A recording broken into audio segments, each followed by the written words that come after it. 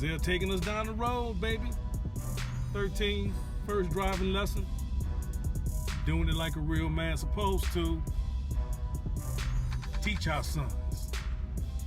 And if you don't have a son or daughter to teach how to drive, get a young man or a young lady somewhere that's in your life that's lacking guidance. And you be their teacher. As a real man or a real woman, you need to give back. Not just to your own, but give back to the village. Real man movement. Salute, family. Tank Commander Zulu back at you once again in the Real Man Movement. Today, here at the Real Man Movement, we're going to be talking about men of honor, not perfection. That's right, I said it. Men of honor, not men of perfection. Do men who fail in the area of perfection, are they still able to produce value? Let's talk about it today here at the Real Man Movement with Tank Commander Zulu. Fire in the hole, baby.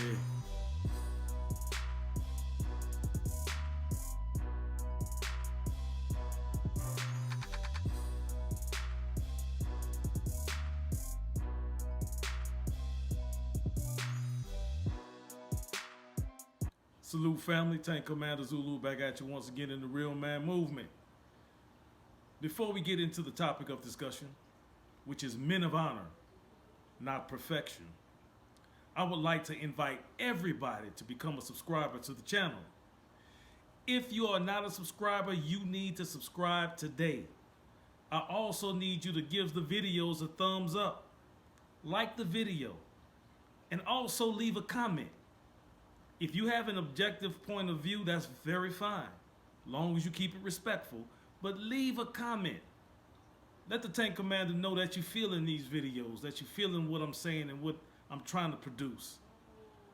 So let's get back down to what's going on right now today. The topic of discussion. Men of honor, not perfection. Well, Tank Commander, what do you mean by that title? Title's a little confusing to me. Well, every man of honor that you should be honoring in your life, or a man that was once in your life, they were not perfect. I don't care how perfect of a picture you want to paint concerning them. They were not perfect men. No man is perfect. Listen, let's get this out right now. You see me do these videos, and I'm hard on men who don't stand as real men. And I should be. But I'm even harder on myself in areas where I should be standing as a real man and where I find myself weak or I find myself failing. I have to have enough man inside of me to make the adjustments. So I am not perfect. I'm far from perfect. But I can tell you I add a lot of value to my family, to my friends, to people I encounter, even to strangers. I'm able to add value, not perfection. That's a man of honor. Let's get the understanding here at the Real Man Movement of what a man of honor is. He's not a perfect man. He's flawed in many ways. But he's able to produce some kind of value in the life of people that he encountered. Listen, there's many men that were in my life that I loved, and they're gone on now. And I honor them. I'm saluting them right now, with my father being one of them. A lot of men that were in my life, I have uncles, cousins, who were in my life, that you can see perfectly where they were flawed at, right? It would be easy to say that they were this or they were that. It was easy to see those things. But what was more important in what they were producing that I saw of value were things that they taught me from a perspective of a man. Listen, and I'm going to tell you that, listen, some of these things, some people may not be able to understand. But we're going to get it clear today here at the Real Man Movement. I have uncles that's going on now. They've passed. My father in particularly. And we had our issues. But I learned some things of value from these men. Everything wasn't just disappointments. You see, I can remember when I was younger, and my father would get together with his brothers and his uncles and things like that, and they would drink and things like that. And me being young, I would be around, young enough and impressionable, young enough to listen to some of the conversations, right? A lot of them made you laugh. A lot of them maybe, you know, they were stories of their pain, their struggle, their issues, the situations with the women in their lives. It was a lot of things that were really a lot of knowledge being disseminated there. Although they were drinking and although they were maybe in an atmosphere that, you know, some people would look at as not being the right or correct atmosphere. But value was still being produced. And what I mean by that, for myself, I can remember my father telling stories, right, about his childhood, about his encounters with other women and things of that nature, you know. As the younger generation would say, I was sucking up game, so to speak. And I had to learn how to put that in the proper place in my life. And because I did hear those stories, because my uncles did share things with me, because they always showed me how to be tough. They always did. That it was necessary to know how to defend yourself as a man.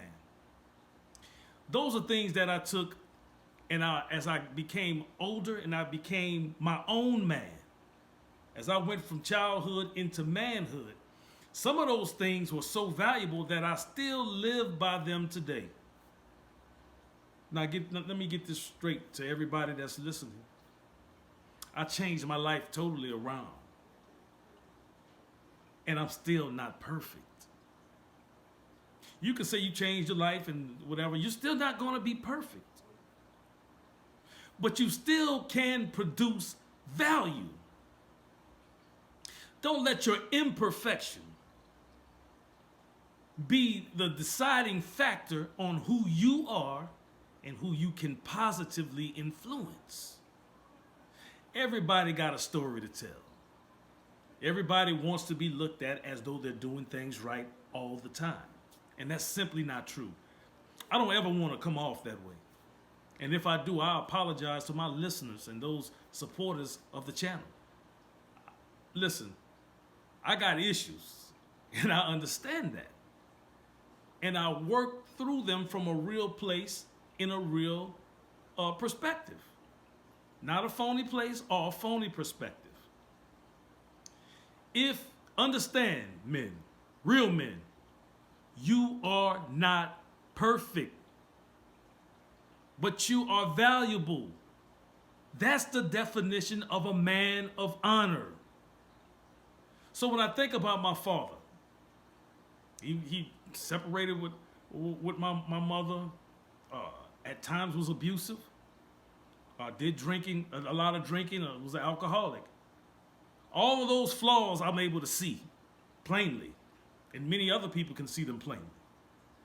But even inside of all those flaws, there was some value. Some value that I learned from him.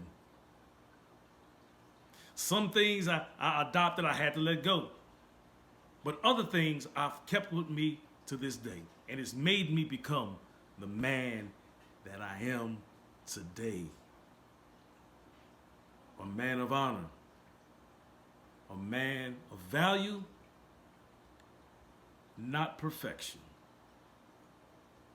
You see, some of us today, some of you men out there today need to know that you are a man of honor in the way of producing value. You're not perfect. No man is. So we have to understand that. No man is perfect. But every man can produce some kind of value. Little things, man. I mean, my uncles, the stories. And this is why it's good for us to sit with the older generation and listen to their stories. Whether it's truth or lie or whatever it is, what you're doing is you're beginning to understand the mind of that individual. The mind of that uncle, the one they call the drunken uncle, the one that's loaded all the time, the drug addict uncle. There's times where they can be telling you something of serious value. But if you're only looking at the flaws, if you're only looking at his imperfections, which are easy to see, then you'll miss out on the value that he has to offer. Man, it was such a time, I can remember when my father used to get together with his brothers, like I said, and some of his uncles at the time. I was able to meet some of my great uncles coming up. Man, it was funny. It was funny the way their conversation would go. But I learned something about family, right? These men weren't judging each other. Regardless to what situation or problems they may have had, they weren't judging each other. They were in a family capacity enjoying one another by telling their stories, by sitting down having a drink of beer or alcohol, whatever they had. And I'm not saying that that's right or wrong. I'm just giving you and telling you the environment that I saw. Inside of that environment, they were comfortable with each other.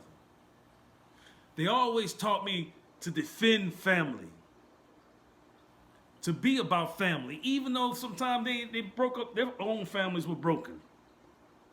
But when it came to that environment, when they were together, I saw nothing but a love for family, an admiration for one another. That's something that I held on to. That's the valuable thing I've held on to. Not just the drinking part and the profanity and all of those things. All of that came with it. That's the imperfection. Easy to see. See, some of y'all got some imperfections that's so daggone creepy and nasty and slimy that it makes drinking and having those guys getting together in that capacity look like they were at choir practice. See, some of you people that think you're perfect got some serious demons going on inside of you. You be the one that talk about people drinking, that talk about people drugging, and you molesting children or something. Doing something slimy, or you a homosexual. Something that stinks in the nostrils of God. Something that God openly says, this type of activity disgusts him. But you'll walk around and act like you're perfect. You see, really, because when it all comes out, whatever value you did produce, it's for nothing. Because now your nasty imperfection has been found out. So you don't have no value no more. Because you tried to play as though you were perfect. That's not a man of honor. No. Listen, I'm talking about these men of honor that I saw in my life, and I salute them. My uncles that's going on, my father that's going on. And these men lived. They lived life the best way they knew how. And guess what?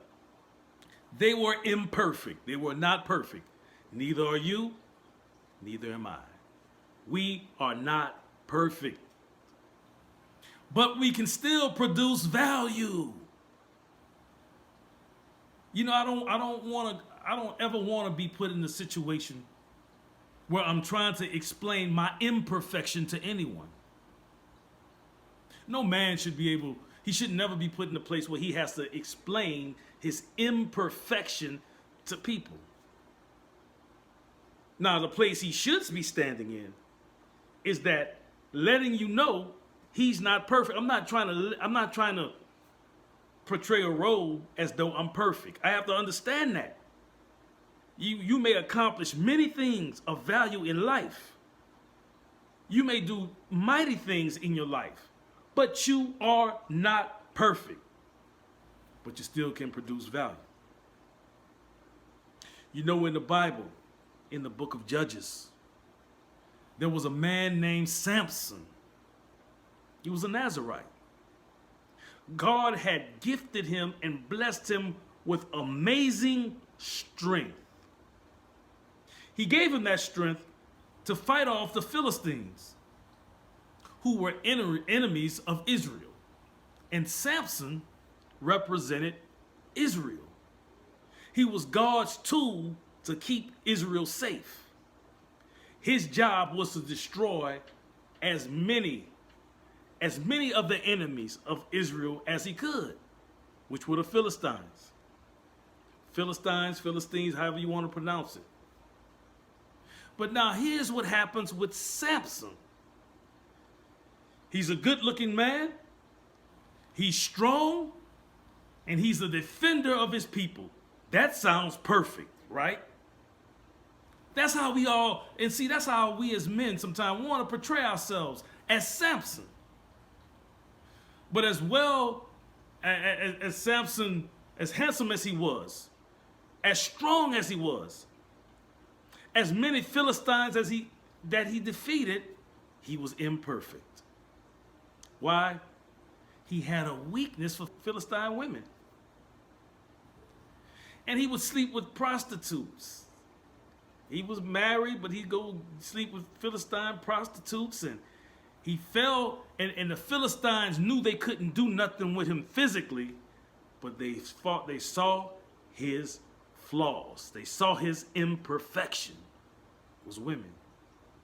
So what did they do? They threw a beautiful woman at him named Delilah. Delilah was irresistible. She was everything that Samson wanted for his flesh. A beautiful woman. They used her to deceive Samson. And once, the way the story goes, without going too long into it, the way the story goes, is that Delilah tries to find out what is the secret of Samson's strength. Well, Samson tells her a couple of things and they weren't true. But every time he told her something, well, it's this, it's that. That wasn't the truth. That wasn't really the source of his strength. The next thing he would find is the Philistines coming upon him to try to attack him and subdue him. But he would overpower him and destroy him. But this Delilah got so deep into Samson's heart, his mind, that Samson finally told her the source of his strength, that it was in his head. And what happened? Philistines ran up on him, they cut his hair, she cut his hair. Philistines ran up on him, and he had, all his strength was gone. They took him and gouged his eyes out. They blinded him. Now listen, this man that was thought to be perfect, he was made and carved out and given strength by God to do the will of God. But now his imperfection shows up. And see, for all these guys that think you running around here thinking you're perfect, see, this is what's going to happen. It's going to happen eventually. Your imperfection's going to show up. And when it shows up, just like Samson, he was put in a position where he couldn't defend himself. Where all the value that he had produced and the way that the Israelites looked at him as their protector, now he let this Philistine woman beguile him, and now he's under the submission of the Philistines. Think about this now. But here comes the value. Even though he's flawed, his flaw was that he loved women that way. He loved the flesh of women. A beautiful woman, he couldn't resist her. A beautiful Philistine woman, he had a problem with. He had a problem with that. Let's keep it real. That's what it is. And what happens now is that now his imperfection is shown. And now it's easy for everybody to see. This woman beguiled him. The Philistines used her. They played on his weakness. And now the mighty, strong, so-called perfect Samson is now blind, hobbled down, and at the mercy of the Philistines. That's the imperfection being shown. But listen to this. The value of this is the point where the value comes in. Once everything is taken away from Samson, his hair is cut, the covenant between him and God is broken, his strength is gone. His enemies have subdued him. His enemies have tortured him, taken his eyes out. And now he's in the temple, between two pillars. Inside of that temple are thousands and thousands of Philistines, and they're looking at Samson and making a mockery of him and making a mockery of Israel. But what happens? God gives him one more burst of strength. And here's that value. One more time. God gave him one more chance to do what he was set out to do from the very beginning. And what does Samson do? He gets the strength and he pulls those pillars down. And inside, the temple collapses, and thousands of Philistines were murdered, were killed because of it. And in that one day, this is the value of Samson. He thought he had done things wonderful before he fell. But in that one day, while he was blind, his covenant between God was broken, his hair was cut. He produced that one more act of value. And in that one day, he killed more Philistines than he ever did his whole life. You see, that's what I'm talking about.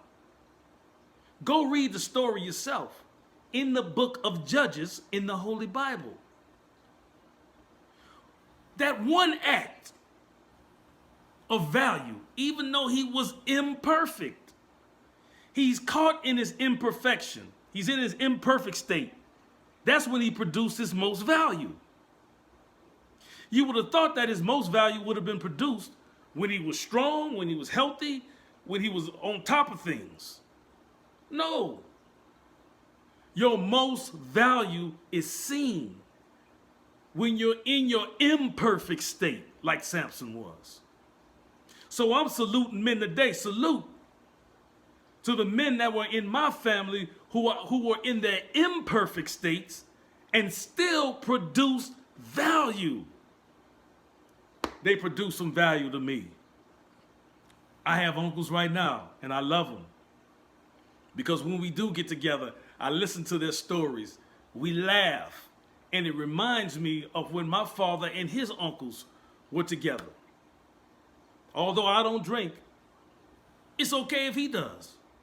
I mean, I'm not perfect. I can't look at his imperfection and then look at myself and say, well, I'm better than that. No. I would be a fool. But I enjoy the company.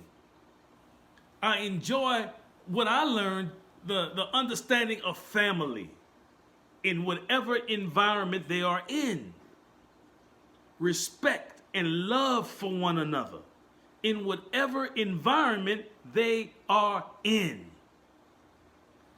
Those are men of valor, men of honor, not perfection. I salute every man of honor that's been in my life, that may have gone on, and the ones that are still here, that I learned from as a child. Although they may have, and not may, they do have imperfections, but they are valuable. They are still valuable to me. And men that are in your family, don't throw them away. They can still produce some value, even in their imperfect state, just like Samson did. Beat up, blind, strength taken away, deceived by this woman. But in that one day, in his imperfect state, he killed more Philistines than he ever did his entire life. And that's what God had designed him to do. He honored God best in his imperfect state. That's what this message is about today. Men of honor in your family who may not have been perfect, who were not perfect. We are not perfect. We don't take everything that they do. I mean that may be wrong. It may be counterproductive to our lives. But there's some valuable things in there that you never forget. That when you think about it, it makes you smile. You may laugh about it because it gave you a sense of family. It gave you a sense of love their way. And I salute and I honor and respect them today. You need to do the same with the men in your life. The men who may have passed on. There's some men in your life today that you may speak poorly of, but in one way or another they've produced value. They may be in a situation just like Samson, in that temple, beaten, blind, broken. But that one more opportunity to produce something of value, something of value, something more valuable than he ever was able to produce, even in his so-called perfect state. No one's perfect, but we can all produce value. That's it today here at the Real Man Movement with Tank Commander Zulu. Listen, I want you to subscribe to the channel, share the videos, give them a thumbs up. And if you're not on the tank, get on the tank with the Tank Commander as we continue to move forward with this Real Man Movement. Salute to the real women in our lives, and salute to the men, the real men that we will never forget. That's all I got today. Tank Commander Zulu signing out.